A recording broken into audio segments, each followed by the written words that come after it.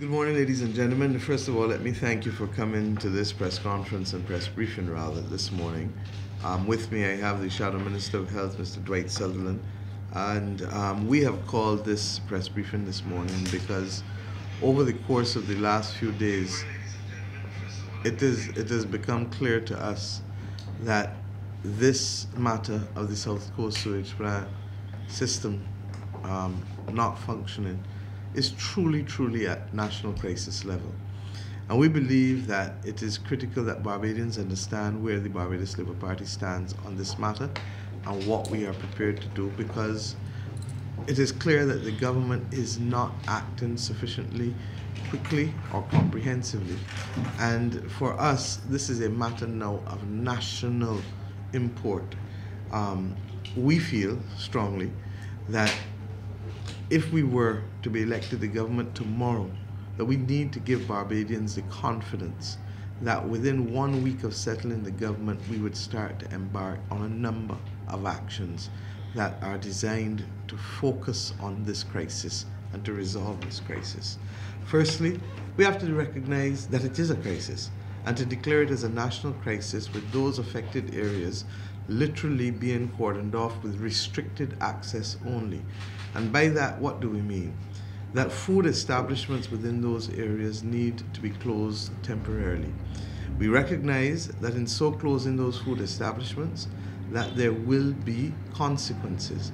And to that extent, the government of Barbados would undertake to pay the wages for all workers from those food establishments in those areas, because we know that people should not have to suffer because the government has failed to take appropriate action with respect to the resolution of a matter that was brought to their attention as far back as almost 2.5 years ago.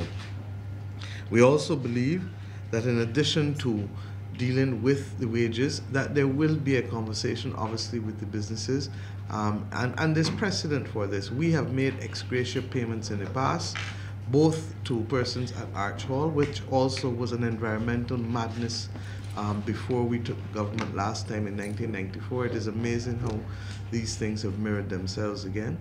And also in relation to the South Coast Sewage Project, but at that time it related to the delayed construction of an installation of the sewer system as opposed to it being malfunctioning. We also believe that we are at a stage where we need to isolate and take the direct assistance to supplement our professional skills pool. And we feel that Canada, which has an excellent environmental record, would be the country that we would want to approach to work with us, without prejudice, however, to a few things that can of immediate need be done. And what am I talking about?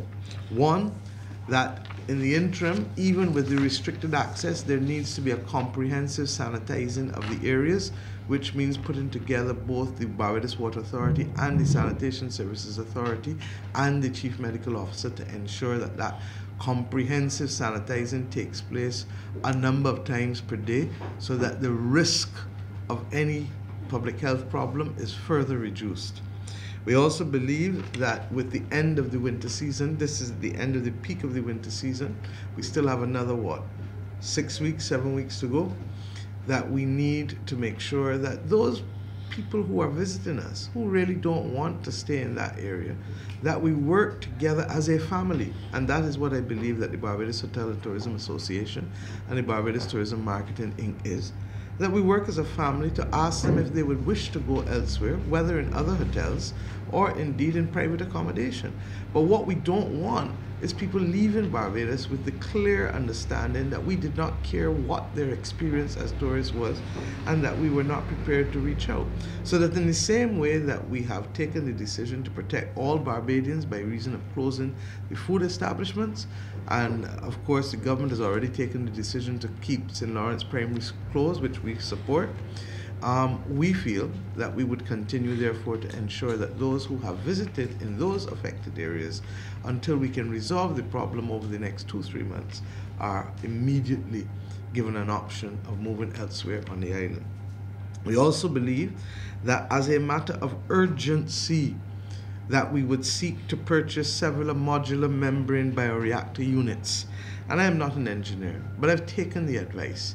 And these membrane bioreactor units will allow for treated water to emanate from the sewage, but they're modular. And more importantly, we will be able to use these same modular units in a full new treatment plant, or indeed at Bridgetown, which is already proven to be overloaded from recent reports. Now, these units can be purchased and delivered, I'm told, within 2 to 3 months. They don't give us a full treatment plant, but they start the process of carrying what we have to a greater level of treatment. Next, we believe that if there are blockages, you have to find out where the blockages are. And if the government needs to break the ground, to dig, they need to do so as a matter of urgency. Now let me step back. The government has said that it is pursuing the deep injection wells. We hope that it works. We really do. But in the event that it doesn't, and because there is division among the engineers, the way in which we run and manage a crisis as a government is to have an alternative plan, to have a backup plan, to have a redundancy. I remember Billy Miller treating and telling me from my first entry along with Sahara St. John into public life that you must have plan A, plan B, and plan C.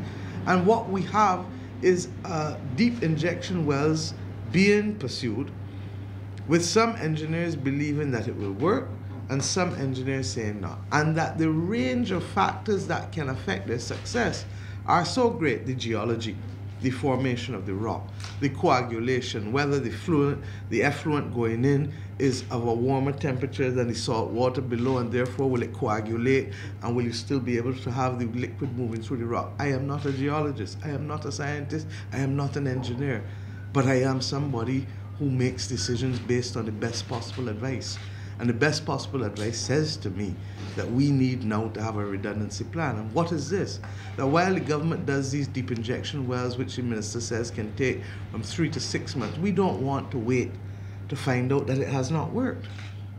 What we do want, however, is to ensure that as we do that, that we dig, we find the blockages and the leaks, and that most appropriately, and I said this since December, that we build a temporary outfall. I've heard Mr. Andrew Hutchinson speak at length on radio about this, that we build a temporary outfall, whether from the Graham Hall sluice gate or elsewhere by the blockages, in advance of the blockages. That is a matter for the engineers. But what I do know is also this, that the length of time taken to procure pipe will be a factor, but in the interim, there are companies in Barbados with the appropriate pipes sitting down in their yards that we can enter an arrangement to have these pipes and to replace the pipe for them as we bring in the additional pipe, so that the temporary outfall takes the treated or as much of the effluent, because until we get the biomembrane reactor units, they will not be treated, and take it outside as far as possible to the ocean as we can. What we cannot have is this continuous assault to Barbados's reputation and pride and to its public health of sewage in the streets. And this is now going on. How many times has the Minister of Health or the Minister of the Water Resources, but he only spoke once, or others have told us, Minister of Tourism, that this matter has been resolved? And nowhere in this do we find the Prime Minister, who is the one who can bring all of the different people together and to have this matter resolved. We also believe that after we put in the temporary outfall and to dig, that this can take probably what? We don't know whether it's going to take 4 weeks, 8 weeks, 10 weeks, but what we know is that it's going to take it from the time that we start. And therefore we need to start now. We should have started in December. We asked for the temporary outfall since December. We asked about issues in relation to the public health of the areas. These are the things that no longer can wait. So I've come this morning to share with you what we believe to be the urgent problems, the urgent actions that would be taken, and for the public to know that the Barbados Labour Party government is not just seeking to reflect on the fact that we told the Prime Minister about this 2.5 years ago. We need it solved, and we need it solved urgently. And we believe that there can be no greater claim on the public expenditure of Barbados than to have this matter solved. Nobody asked when coming to Barbados. We know about the South Coast, and we know about the West Coast, and we know about the East Coast. But the average person who's coming to Barbados says, I'm coming to Barbados. Regrettably, there's some who believe that these islands in the Caribbean are all one landmass and are in Jamaica. So that's how bad it can be for some. When we say to people, look, that there is an issue with sewage in Barbados, people are going to say, well, what about St. Lucia? What about Grenada? What about any other island? And that is what we're up against. So that the implications are not only for the hoteliers or the businesses or the residents of the South Coast, the implications are for the entire country. First and foremost, it is a matter of pride. What is our national motto? Pride and industry. Barbadians are proud people. And this is offended every Barbadian that I come into contact with in a deep, deep way. There is nothing more offensive than the smell or sight of raw sewage. And the pictures of sewage going into the sea raw and discoloring what is lovely blue aquamarine sea is offensive in the extreme. But if it was only offensive to the looks, you might say bad and let's do something about it. The real problem is in its offense to your public health, because life comes above all else, and two, to our economy, because without cash we can't live or care. And to those circumstances we say that this is now a matter of a national crisis. Look, I know what it is to have a crisis ahead of us in a country. I know what it is to manage the prison. I know when it was burning and where we had nowhere to carry people. And you have to make decisions based on the best available information. We also say, in that occasion, we called in the regional security system. And people said to us, why are you calling in the RSS?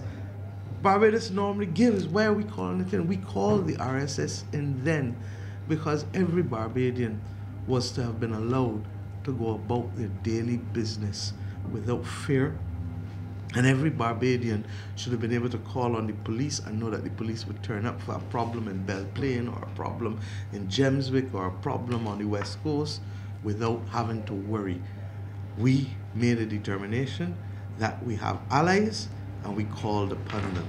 In these circumstances, I'm saying that, in my view, we've had a relationship with Canada for over a century.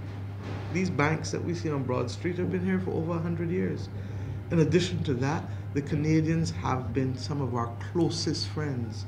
And I feel strongly that we ought to say to them, send in a team of people immediately to work with our engineers. And we have a lot of qualified engineers, but the truth is that many hands make light work. Secondly, and I'm recapping for you now, that we make a decision that, having determined that it is a national crisis, that there be restricted access within the cordoned off areas. And we know that there are at least 3 of them at the moment, but they are, and they may increase, and we will act accordingly. But within those cordoned off areas, we suspend all trading of establishments that are dealing with preparation of food. Okay? That preparing food in these conditions only creates a matter that may allow people to say that it was reasonably foreseeable that somebody would have a public health, that there will be a public health incident and somebody may get sick from it. We say as well that if there are tourists or visitors within those areas who want to move, that the Ministry of Tourism, the BTMI, and the Barbados Hotel and Tourism Association should work to accommodate those who may want to move. And we know that this is Gold Cup weekend, and we know that we get a lot of visitors for that. So let us try to accommodate them wherever else we have to accommodate them, even if it means not just hotels, but privately. We've said that we will seek the assistance of the Canadians, and we've said that there must be a constant, comprehensive, best practice sanitization program. In other words, clean down the place 3-4 times a day. Simple as that. And the Water Authority, the Sanitation Service Authority, and whoever else with the trucks and the appropriate disinfectants to make sure that this is a continuous process. I also actually feel that the MTW, Ministry of Public Works, should try to divert as much traffic from the coast road as possible. Now, that's not going to be easy, but we need to ask Barbadians to help play their part in this. If you can avoid Highway 7, avoid it until we get to the bottom of it. My biggest fear, and I am not an engineer, but I've seen the degradation of the road by KFC and lanterns. I pray that there are no further consequences that will affect anybody else in this country as a result of the continuous degradation of that road with the water. And then to the issues itself, the purchase of the modular membrane bioreactor units, which will carry us to some level of treatment, knowing full well that we will be able to use those modules in any full treatment plant or at Bridgetown. So we're not wasting money, but we're just planning in advance to get us to the destination quicker and to be able to ensure that we don't have these problems in a major way. And then dig. A good three-letter word, dig. Dig and find the blockages and the leaks. And allow us then to be able to ensure that as we're doing it, plan for the temporary outfall, which means bringing in one room, town planning, coastal zone, and the relevant people to get these permissions done. We did it with the prison. When you have a national crisis, that is how you govern. And I pray that, look, if the government does not want to do these things, Monday is the dissolution of Parliament. Then get on with the business of letting us, the people of Barbados, make a decision. But this press conference is not about that. This press conference is about asking them to act urgently, and since they won't, letting the public know this is what, step by step by step by step, we will do for you, pending the comprehensive dealing with this plan. I do not have eyes in the back of my head.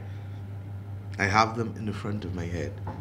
And my role, therefore, is to ensure that what we do to stabilize this country is done urgently, taking into account all of the stakeholders that are being affected, protecting the country's reputation nationally, protecting its tourism brand, protecting, of course, the health of the people, which I've said first and foremost, and ensuring that we can build for the future. And we recognize that even as we do this as a crisis within the first week of settling a government, that Bridgetown is there waiting to be dealt with as a crisis as well. There are questions that others will ask, I don't know, and that is why, you know, when people talk about are there implications as a result of the Sanders being built, I don't know. There may not be. They may have their own sewage plant, but does the additional volume lead to additional capacity that we did not have there? And the same thing will attach itself to development in Bridgetown. We want development, and Barbados must do everything in its power to secure development. But when we secure development, it must never be at the expense of what is necessary to sustain our people or our environment. If not, it is not actually development, it is exploitation. So, ladies and gentlemen, I've called you here to share these thoughts with you and to ask you to share them with the public of Barbados. Mr. Sutherland is an engineer, and he will tell you that in these matters, he sits here not as an engineer today, but I know his engineering head is going at the back as well, and recognizing that we have to govern. And what the government of Barbados is simply not doing is that it is not governing. Are there any questions? You want to add anything, sorry? Yes, you would have pretty much outlined a pretty comprehensive medium-term solution. Not medium, short-term. Short-term solution to address the urgent intervention. The crisis on the South Coast.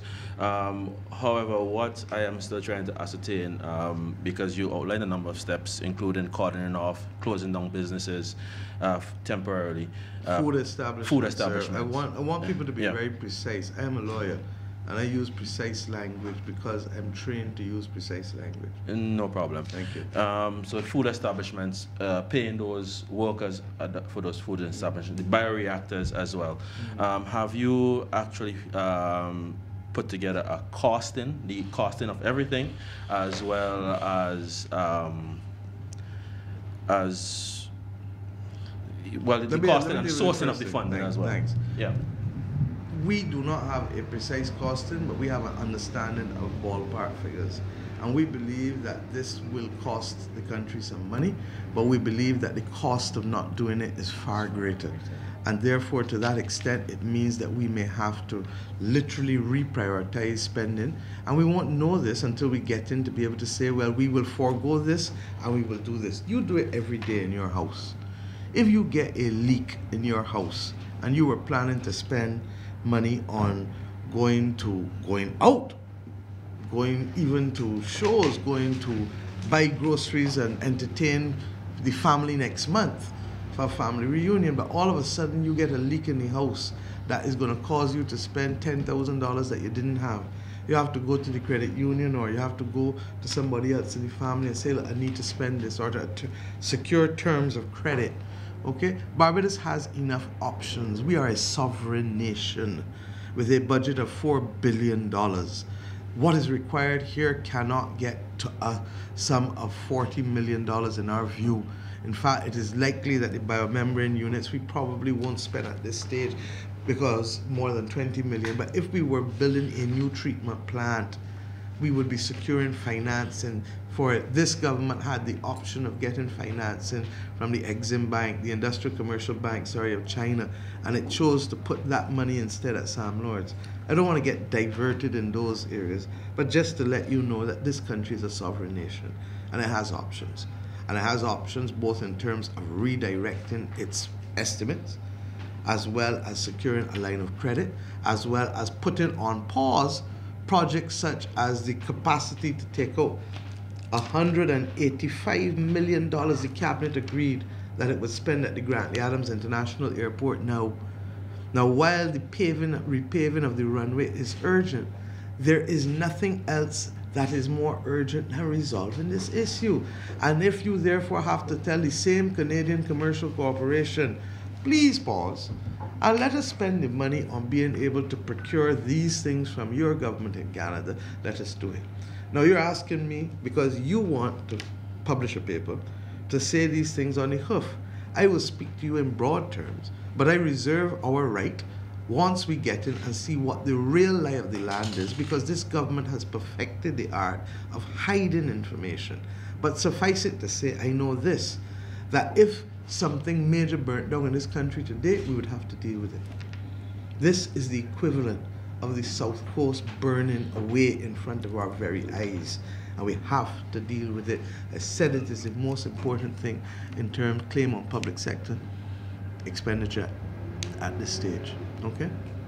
Thank you. And there are ways also of helping people with respect to the workers.